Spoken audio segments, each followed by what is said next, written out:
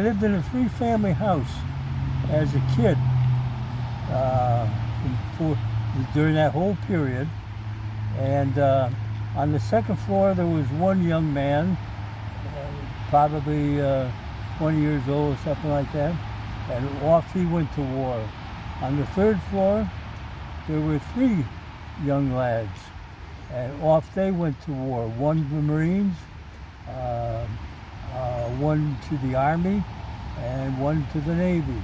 Next door, there was a house on the left side, and two from the second floor, where there were some young guys. They went into service. The next house had someone in the service. To the right of me, there was on the corner, we were at one house in the corner, someone had gone in, and next to him, their yard touched my yard. Next to them, three went in. So we knew all kinds of people who were in there. And I remember being at St. Joe's Church in New Britain. I was an altar boy down there. And every Friday, they had a service in the afternoon for peace and for the soldiers. They all come home safely. And at 7:30 at night, it was a pretty good sized church too. They had another every Friday at 4 o'clock and 7:30. You couldn't get a seat in there. Everybody was jammed. And the reason we know more about it is because we were a lot closer with it. We had stamps, ration stamps. Just because you had stamps didn't mean you're going to get meat, though. Meat was rationed. Food, butter, a number of things. And often we'd have, when I was old enough to ride a bike or so, I'd have a dollar or two in my pocket. My mother and father gave me in case the little grocery store down the corner had butter or something, we'd go in. We were, our parents were working overtime, working all kinds of hours. My father, my mother was home with the kids. I had three brothers, and we were all kids at that time. So it's hard not to know a lot about that. I was a paper boy.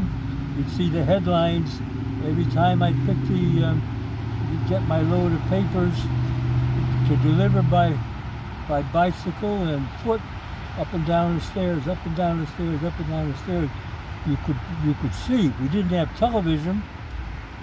We had radio though, and so we were close to the war, very close to the war, and the people nowadays, in a sense, are spared from so much of this. Yeah. And maybe more should be in history, not for me to decide, but right. in answer to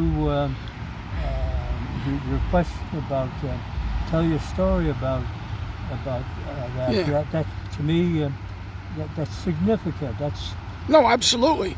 Now what? And as I say, factories. There were all kinds of factories that were making war articles, war items. Waterbury had all kinds making bullets and brass, the brass company. And all the factories were making. You couldn't get new cars.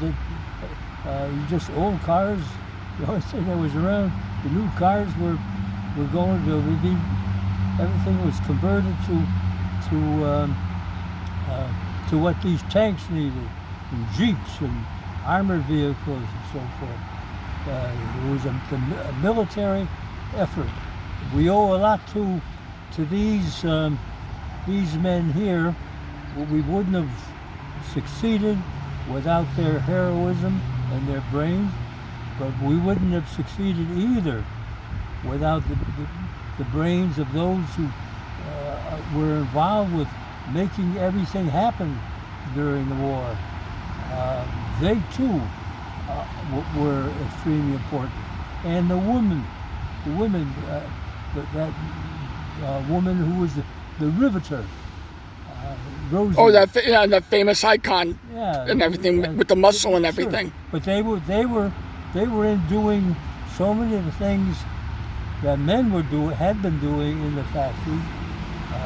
They even ended up flying planes to Europe, I understand.